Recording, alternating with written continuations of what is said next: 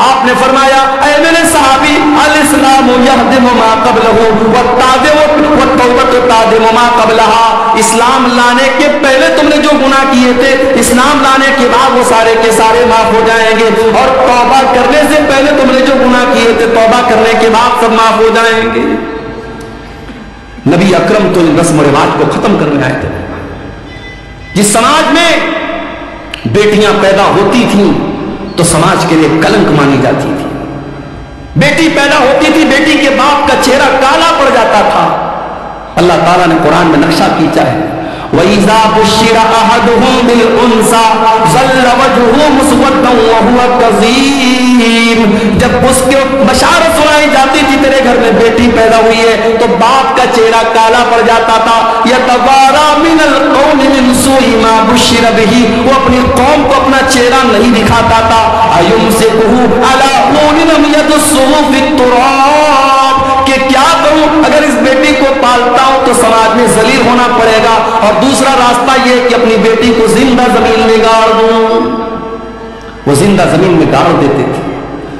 میرے نبی نے آ کر کے بتایا کہ نہیں، بیٹی زمین میں گاڑنے والی چیز نہیں ہے، بیٹی تو رحمت ہوتی ہے، بیٹیاں تو انمول ہوتی ہیں۔ میرے نبی نے آ کے بتایا من آلا جاریتین حتی تبلغا جاء یوم القیامت انا وہو کہاتین، جس کو اللہ نے 2 بیٹیاں دے دی اور 2 بیٹیوں کی اس نے اچھی پرورش کر لی، دونوں بیٹیاں جوان ہو گئی، ان کی اچھی جگہ اس نے شادی کر دی۔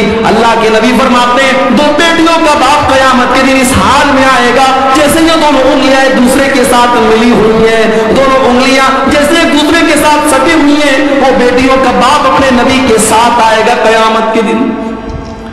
آپ نے قرآن کی آیت پڑھ کے سنائی وَإِذَا الْمَوْءُودَةُ سُئِلَتْ بِأَيِّ ذَنبٍ قُتِلَتْ، جب زندہ زمین میں گاڑی گئی لڑکی سے پوچھا جائے گا، جس بیٹی کو اس کے باپ نے زمین میں دبایا تھا دفن کیا تھا، اس بیٹی سے پوچھا جائے گا بِأَيِّ ذَنبٍ قُتِلَتْ، کہ اے بچی تجھے تیرے ماں باپ نے کیوں مارا تھا، تیرے باپ نے تجھے کیوں قتل کیا تھا۔ میرے نبی نے آ کر کے دنیا کا سب سے بڑا پاپ قرار دیا کہ کوئی اپنی اولاد کو قتل کر دے۔ آج بھی قتل ہو رہی ہے اولاد، آج طریقہ بدل گیا ہے صاحب۔ وہ کیا کرتے تھے، پیدا ہونے کے بعد مارتے تھے، ہم پیدا بھی نہیں ہونے دیتے، ماں کے پیٹ میں مار دیتے۔ میرے پاس ایک لیڈی ڈاکٹر کا میسج آیا واٹس ایپ کے اوپر، حیدرآباد کی رہنے والی ہے، ابھی نئی نئی ڈاکٹر ہوئی ہیں، کہنے لگی مولانا صاحب میرے پاس ایبارشن کے بہت سارے کیس آتے ہیں، کنواری لڑکیاں آ رہی ہیں، شادی نہیں ہوئی ہے، کسی کے ساتھ ناجائز تعلق ہوا، حمل ٹھہر گیا، آ کر کے ایبارشن کروا رہی ہے، میں کیا کروں؟ میں نے کہا جائز نہیں ہے آپ کی، میں نے کہا ایک ہی کنڈیشن میں یہ چیز جائز ہو سکتی ہے، شادی شدہ عورت ہے اور میاں بیوی کے درمیان تعلق ہوا اور سیریس کنڈیشن ہے، اگر حمل ٹھہرتا ہے اور پیدائش ہوتی ہے عورت کی جان کو خطرہ ہے تو وہاں شریعت کا اصول ہے کہ اگر ماں کو بھی خطرہ ہے اور بچی ماں کے پیٹ میں ابھی بچہ یا بچی جو بھی ہے اگر چھوڑا جاتا ہے تو ماں کی جان خطرے میں پڑے گی تو ماں کو بچایا جائے گا اور اس حمل کو ساکت کر دیا جائے گا، وہ ایک سیریس کنڈیشن کی بات ہے، باقی ایبارشن کرنا جائز نہیں ہے۔ جانتے ایبارشن میں کیا ہوتا ہے؟ جائیے یوٹیوب پر آپ ویڈیو میں دیکھ لیجیے، جب یہ ایبارشن ہوتا ہے تو الٹرا ساؤنڈ کے ذریعے یہ بتایا گیا دکھایا گیا کہ اس معصوم بچے کو ماں کے پیٹ میں اس بے رحمی سے مارا جاتا ہے، اس کے بدن کے ٹکڑے ٹکڑے کیے جاتے ہیں۔ میرے بھائیوں 1400 سال پہلے کے وہ جاہل وہ اپنی بیٹیوں کو ایک بار مارتے تھے اور پیدا ہونے کے بعد مارتے تھے، اور آج وہ بیٹی کا باپ اپنی بیٹی کو اس کی ماں کے پیٹ میں مار رہا ہے اور ڈاکٹر کے ذریعے مروا رہا ہے اور انجیکشن کے ذریعے مروا رہا ہے۔ آج کا انسان اس قدر گر چکا ہے میرے بھائی۔ آج عورتوں کے لوگ بات کرتے، ابھی 8 مارچ کو لوگوں نے کہا وومنس ڈے، مہیلا دیوس، مہیلا ادھیکار دیوس، عورتوں کو ادھیکار ملے۔ کون سے ادھیکار کی بات کرتے؟ فلسطین کے غازہ شہر میں ڈیلی ہزاروں عورتیں مر رہی ہیں، دودھ پلانے والی عورتیں بھوکی ہیں، ان کے بچوں کو پلانے کے لیے ان کے بدن میں طاقت ہے اپنے بچوں کو دودھ پلا سکے۔ پریگننٹ عورتیں، حمل والی عورتیں ہیں، پیٹ میں بچہ ہے، کھانے کو ہفتوں سے نہ کھانے کو کھانا ہے نہ پینے کو پانی ہے، 400-500 عورتوں پر ایک لیٹرین वो जानवरों जैसी जिंदगी वो औरतें गुजार रही हैं और दुनिया में तहजीब का ठेकेदार बना है अमेरिका और तहजीब का ठेकेदार बना है इसराइल, और ये सब उस जुल्म को सही करार दे रहे हैं और जुल्म पर चुप है और उन औरतों पर जुल्म हो रहा है। और ये साफ दुनिया को कह रहे हैं महिला के अधिकार का दिवस मनाओ, वुमेन्स राइट डे मनाओ। ये ढकोसले है मेरे भाइयों। औरतों को अगर हक दिया है किसी मजहब ने तो इस्लाम ने दिया है। मेरी माँ और बहनों, अगर तारीख और इतिहास के पन्ने उठा के देखो तो तुम अल्लाह के नबी का शुक्रिया अदा करोगी, तुम इस्लाम का शुक्रिया अदा करोगी कि इस्लाम ने तुम्हें जीने का अधिकार दिया है। इस दौर में तुम्हें जीने का अधिकार नहीं था, पैदा होने के बाद बेटियों को मार दिया जाता था, उस समाज में अल्लाह के नबी ने बेटियों की परवरिश पर जन्नत की बशारत सुनाई। अम्मा आयशा फरमाती हैं, एक दिन मैं घर में बैठी हुई थी, एक मांगने वाली आती है, भीख मांगने वाली आती है, उसके साथ दो छोटी छोटी बच्चियां हैं। उसने मुझसे कुछ खाने को मांगा, मैंने घर में तलाश किया, मुझे एक खजूर मिली, मैंने वो खजूर उठा करके उस औरत को दे दी। उस औरत ने खजूर के दो टुकड़े किए और दोनों बेटियों को दे दिया। वलम ताकुल मिनहा शैया, और खुद कुछ नहीं खाया। माँ होती है मेरे भाई, माँ खुद भूखी रहती है, बच्चों को खिलाती है।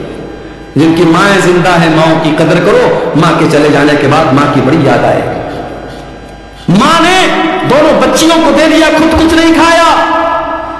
अम्मा आयशा ये मंजर देख करके हैरान हो गई। जब अल्लाह के नबी घर में तशरीफ लाए, अम्मा आयशा ने कहा, अल्लाह के नबी आज ऐसा ऐसा मामला आया था, वो भूखी औरत थी, वो गरीब औरत थी, मैंने एक खजूर उसको दी, उसने अपनी बच्चियों को खिला दिया, खुद कुछ नहीं खाया। आपने फरमाया, आयशा मनी बुतुलिया मिन हाज़िहिल बनाती शैअन कुन्न लहू सित्रम मिनन नार।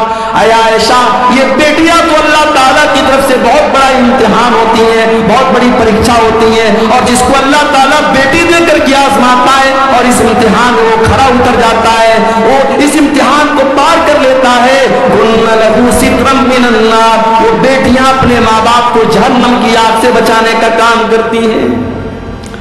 मेरे नबी दुनिया में बेटियों की के रक्षक बनकर के आए। बेटी बचाओ का नारा मेरे नबी ने लगाया था।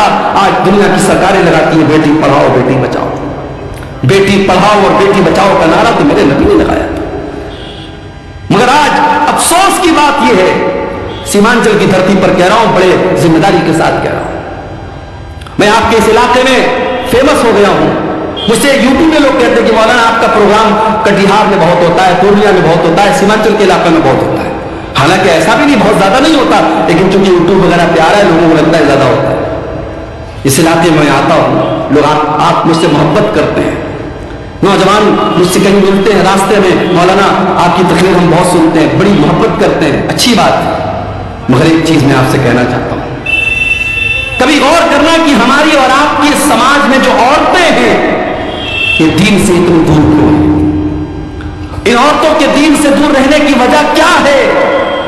वजह यही है कि आज हमारी औरतें दीन की तालीम नहीं हासिल कर रही है मेरे भाई। या तो हम उनको पढ़ाते ही नहीं, या पढ़ाते हैं स्कूल में पढ़ाते हैं, कॉलेज में पढ़ाते हैं, यूनिवर्सिटी में पढ़ाते हैं, बीएड करा दिया, एमए करा दिया, बीए करा दिया, हमारी बेटियों को दीन सिखाने वाला कोई नहीं। इसीलिए समाज में जितने रस्मों रिवाज हैं इन्हीं औरतों की वजह से चल रहे हैं। जब तक आप उन औरतों को दीन नहीं सिखाएंगे, नबी ने फरमाया था बेटी पढ़ाओ बेटी बचाओ। अल्लाह के नबी ने फरमाया था तलबुल इल्म फरीज़तुन अला कुल्ल मुस्लिम, इल्म हासिल करना हर मुसलमान के लिए कंपलसरी है, अनिवार्य है, जरूरी है। हर मुसलमान चाहे वो मर्द हो चाहे वो औरत हो, उसके लिए दीन का सीखना जरूरी है।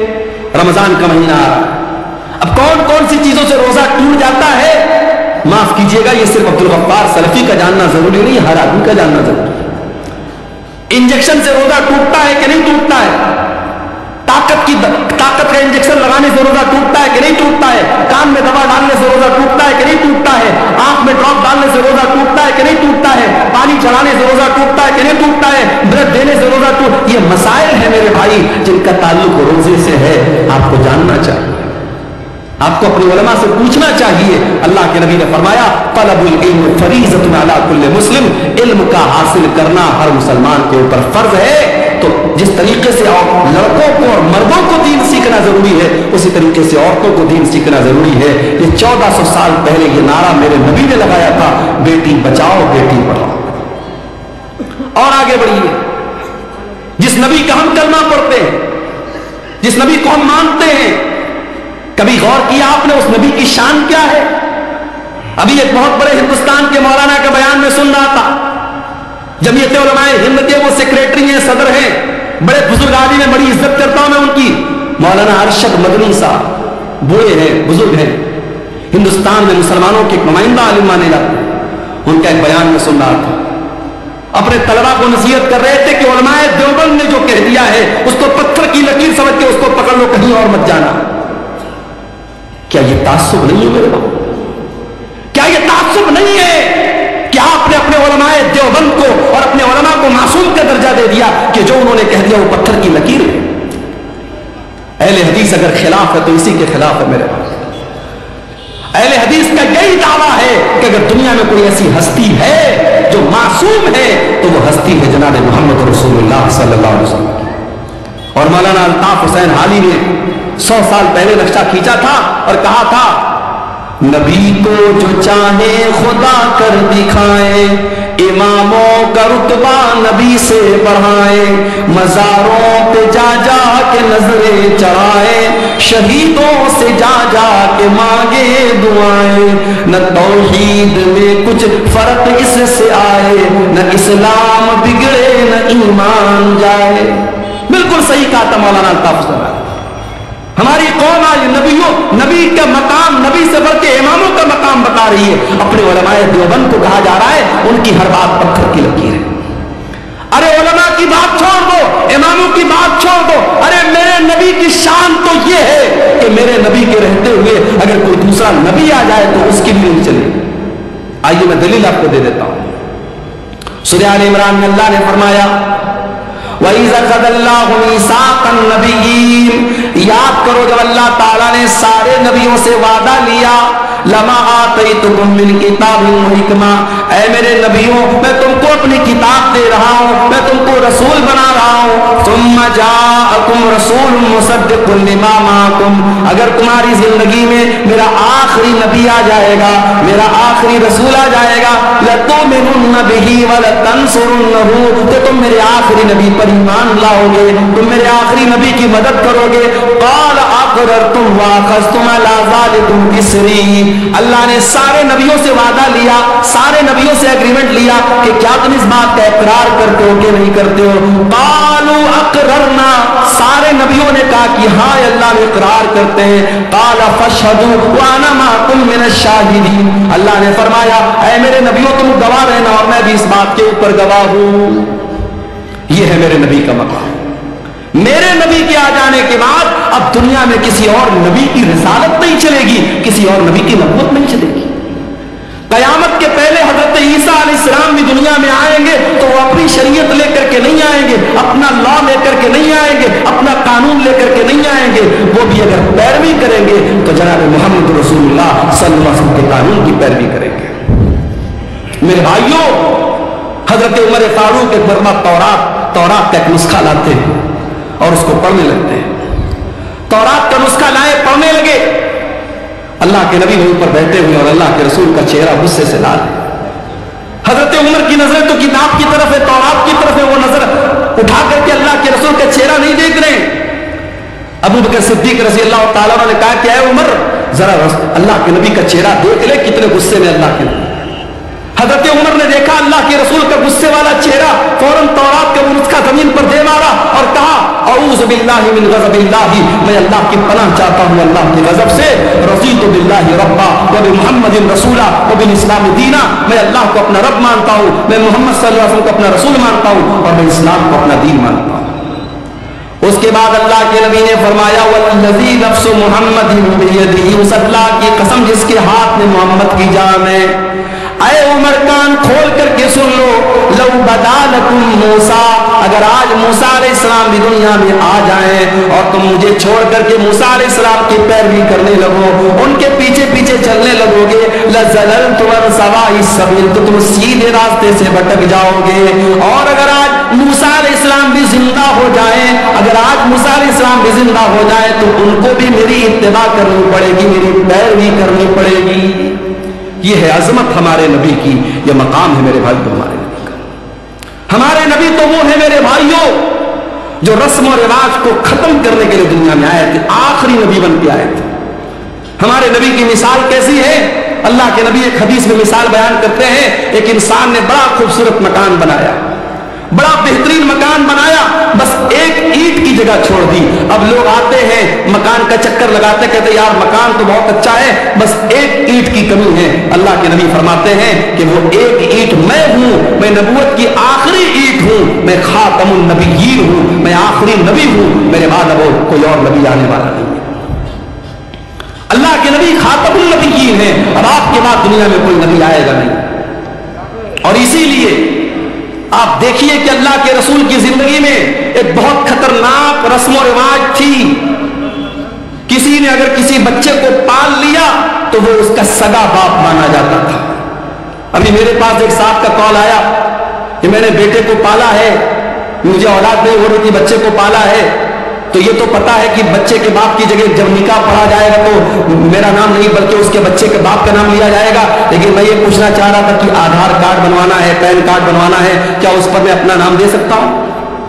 میں نے کہا بھائی یہ دیکھ لو، آپ اگر ٹیکنیکل مجبوری ہے، آدھار میں اگر آپ اپنا نام ہی دے سکتے ہیں، بچے کے اوریجنل باپ کا نام نہیں دے سکتے، مجبوری ہے تو الگ بات ہے۔ شریعت تو یہی کہتی ہے کہ آپ کو اوریجنل باپ کا نام دینا پڑے گا، بچے کو پال لینے سے آپ بچے کے باپ نہیں بن جاتے، شریعت کا قاعدہ تو یہی ہے۔